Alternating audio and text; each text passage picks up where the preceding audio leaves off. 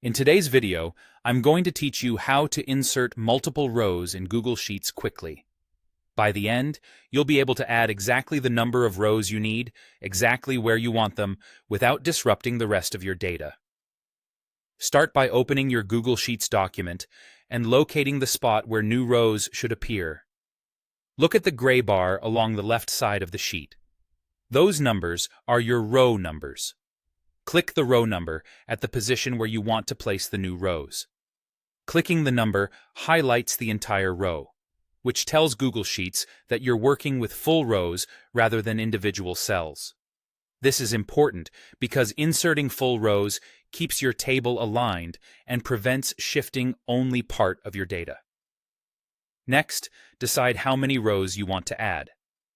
To insert more than one at a time, click and drag down the row numbers to select the same number of existing rows as the number you want to insert.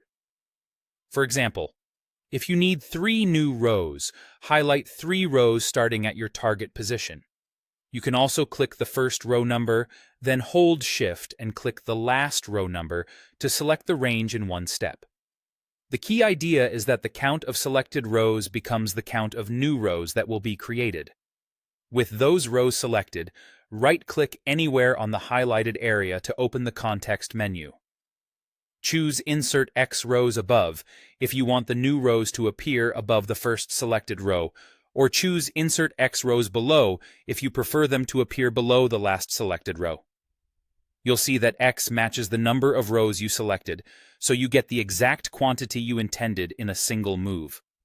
The new blank rows will appear immediately in that position, and your existing data will shift up or down to make space without being overwritten. Take a quick look at your headers and totals to confirm everything still lines up. If anything looks off, you can always use Undo to step back and try again. Now enter your data into the new rows. You can type directly, paste from another source, or use Tab and Enter to move quickly across and down.